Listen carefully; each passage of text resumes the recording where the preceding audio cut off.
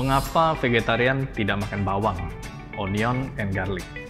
Ini adalah suatu pertanyaan yang paling sering ditanyakan oleh masyarakat, terutama bagi yang masih baru bervegetarian.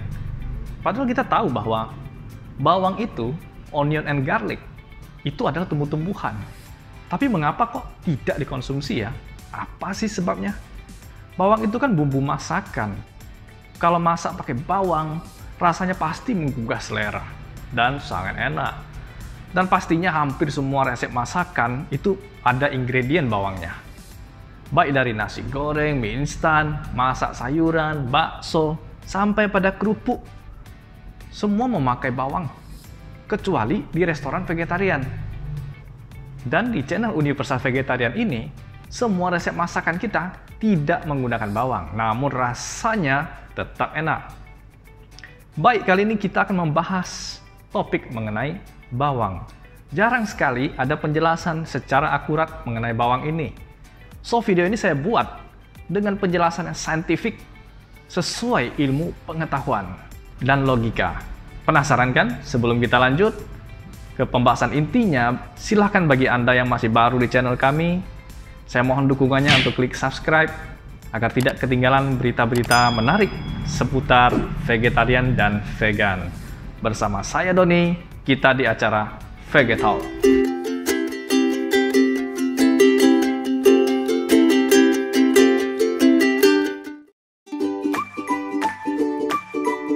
Yang pertama, mulut dan nafas menjadi bau, yaitu bahasa Inggrisnya stinky. Ya, bahkan keringat pun bisa bau bawang. Sebenarnya secara insting, tubuh kita tuh menolak memakan bawang. Hal ini bisa dilihat dari Anda tuh mengupas bawang, ya, lalu memotongnya, maka air mata Anda tuh akan mengalir. Menyengat sekali baunya, dan sangat menusuk hidung kita, kadang bisa sampai keluar ingus gitu. Tapi tetap saja kita tidak menghiraukannya. Dari sinilah permasalahan itu terjadi. Ketika Anda mengkonsumsi bawang langsung secara dimakan mentah, maka yang terjadi mulut Anda akan sangat bau, Anda akan menolak rasanya. Loh, kebanyakan di Indonesia kan kita tidak makan secara mentah, hanya dijadikan bumbu-bumbu masakan. Nah, terus gimana tuh? Ya, kalau kita berlebihan mengkonsumsinya, juga bisa menyebabkan mulutnya menjadi bau. Ya, bahkan badan Anda akan bau. Itu namanya alasan etika, yaitu etik. Karena kalau mulut Anda bau, badan Anda bau, maka akan membuat orang lain kurang suka berdekatan dengan Anda. Maka negosiasi bisnis dengan klien Anda bisa berantakan. Yang kedua, yaitu lambung dan pencernaan Anda akan terganggu. Kita semua tahu bahwa bawang itu ada sisi positifnya, yaitu sebagai antibakteri, antioksidan, dan menurunkan tekanan darah, menurunkan kolesterol. Tapi kita jangan sampai terkecoh kalau hanya mengambil sisi positifnya saja. Menilai segala sesuatu harus dua sisi, yaitu sisi positif dan sisi negatifnya. Jelas bahwa setiap tumbuhan di bumi ini mengandung unsur positif dan bisa dijadikan obat-obatan. Tetapi pada kasus bawang ini berbeda. Bawang memiliki efek antibakteri. Ya, banyak petani menggunakan sebagai pestisida alami. Kalau disemprotkan tanaman dengan jus bawang, ya maka tanaman tadi akan aman dari serangga-serangga, jamur, bahkan bakteri. Nah, kalau dalam tubuh kita, antibakteri pada bawang itu juga akan membunuh bakteri baik dalam pencernaan kita. Anda tahu kan, kalau kita minum Yakult, nah, berarti kita memasukkan bakteri baik ke dalam sistem pencernaan kita. Nah, kalau kita memakan bawang, maka bakteri baik tadi pun ikut mati. Nah, sehingga menimbulkan masalah gangguan pencernaan. Kalau kebanyakan makan bawang, ya akan mengakibatkan heartburn, yaitu sensasi terbakar pada dada dan perut, yaitu disebut mulas.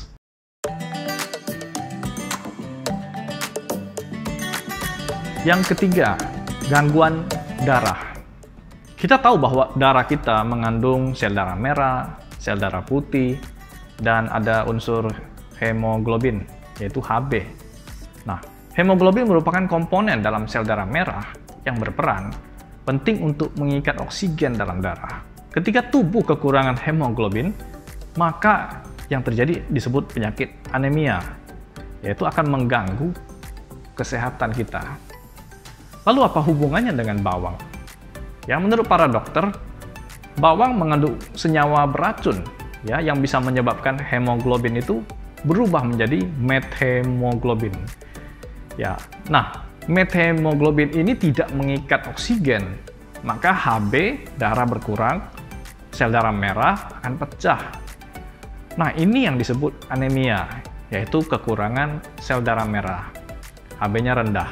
Kalau terus berlangsung lama, maka akan menyebabkan kerusakan organ-organ lainnya, seperti liver, ginjal, dan lain-lain.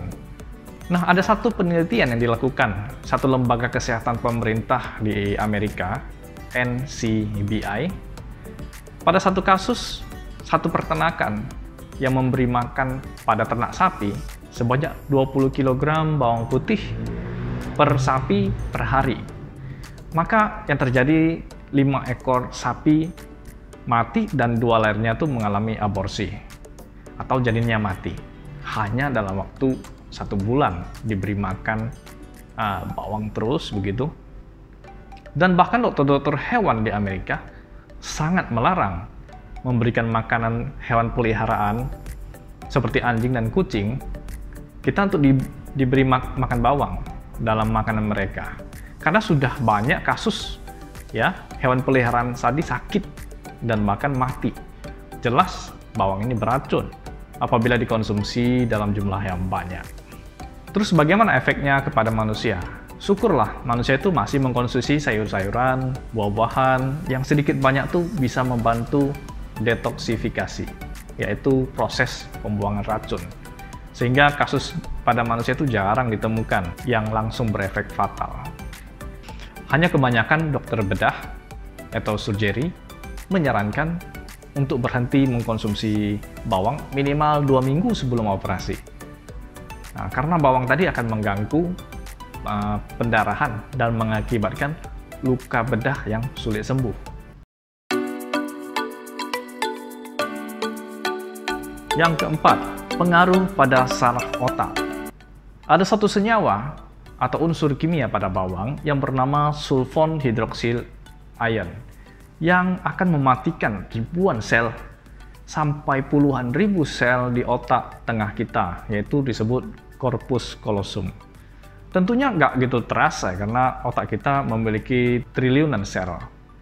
Seorang peneliti bernama Dr. Robert Beck mengatakan bahwa bawang ini akan berefek pada neuropsychotic imbalance, yaitu ketidakseimbangan otak kiri dan otak kanan.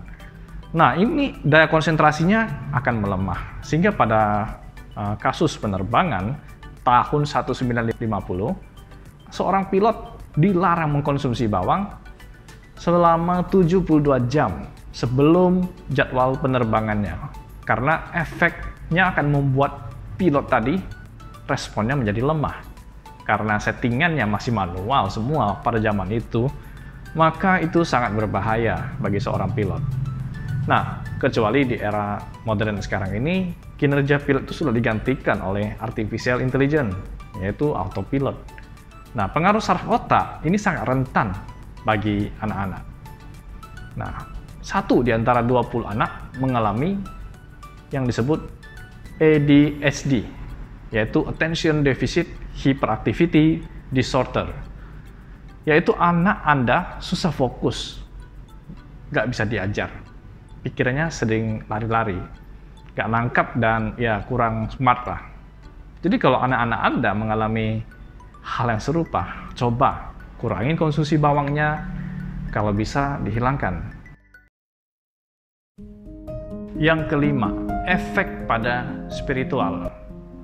Mulut bau, nafas bau, badan menjadi bau, maka malaikat pun akan menjauh. Bahkan di beberapa tempat suci seperti di wihara, di sekolah Buddhis, itu melarang membawa makanan yang mengandung bawang ini. Karena bawang memiliki energi negatif yang paling tinggi di dunia, yang bila dikonsumsi akan berpengaruh pada emosi dan kejiwaan kita. Karena kita semua tahu bahwa apa yang kita makan oleh tubuh kita itu sangat berefek kepada jiwa dan rohani kita. Pikiran kita akan terganggu konsentrasinya dan akan berpengaruh pada mood kita. Emosi kita pun akan gelisah dan cemas. Hal ini sudah dinasehatkan oleh seorang filsuf terkenal Yunani kuno yang bernama Hippocrates. Beliau menambahkan lagi, selain gangguan mental, bila ada sakit dalam tubuh kita, maka sakitnya tadi akan berakselerasi dan bertambah sakitnya. Kesimpulan. Nah, itulah tadi 5 alasan mengapa vegetarian itu tidak mengkonsumsi bawang. Tentu saja saya tidak mengatakan tidak boleh mengkonsumsi bawang, karena vegetarian itu adalah suatu pilihan untuk hidup sehat, dan baik secara jasmani maupun rohani. Bawang mungkin saja tidak begitu berefek pada jasmani kita, tapi sangat berefek kepada jiwa dan rohani kita. Karena efek bawang yang bisa merusak ribuan sel di otak tengah kita, maka akan membuat pikiran dan mood kita tidak stabil. Karena fungsi dari otak tengah kita adalah menyeimbangkan otak kiri dan otak kanan. Otak kiri itu logika, dan otak kanan itu adalah emosi kita. So, bagaimana menurut Anda? Silahkan tulis di kolom komentar. Silahkan share ke teman-teman Anda yang sering bertanya mengenai masalah ini. Silahkan berikan like bila Anda suka.